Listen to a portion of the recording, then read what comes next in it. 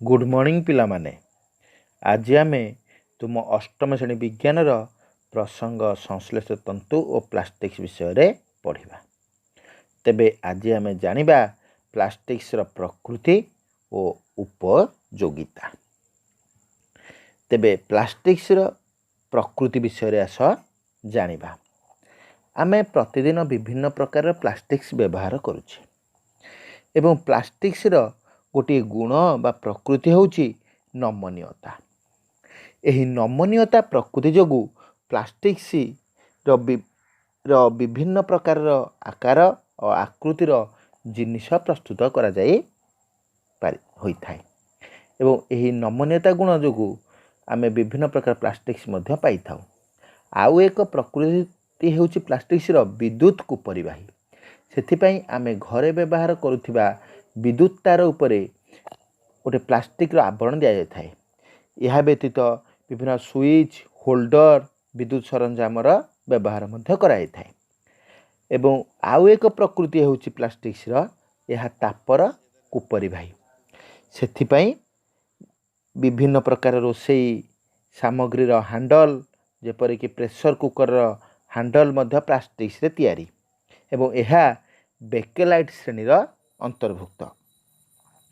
कड़ई रो handle एवं तुम माँ घरे व्यवहार करुथिबा तावा रो हैंडल मध्य यही प्लास्टिक्स रो तैयारी होई थाए।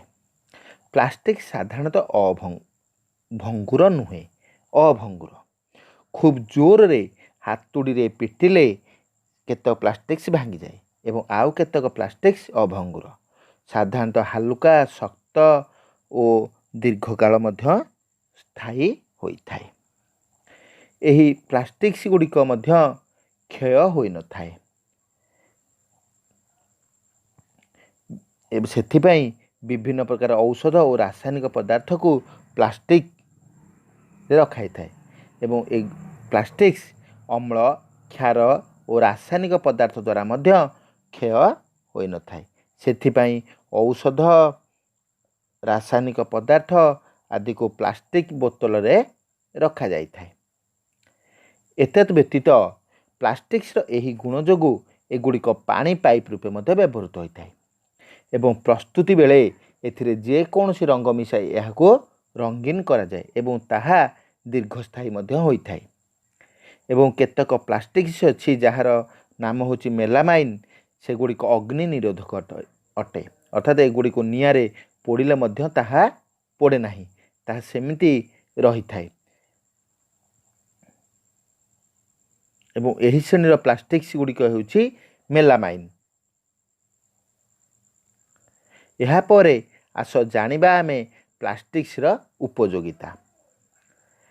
पिला माने धातु तैयारी जिनिष और प्लास्टिक तैयारी जिनिष मध्यरे धातु तैयारी जिनिषर मूल्य अधिक एवं प्लास्टिक तैयारी जिनिषर मूल्य कम।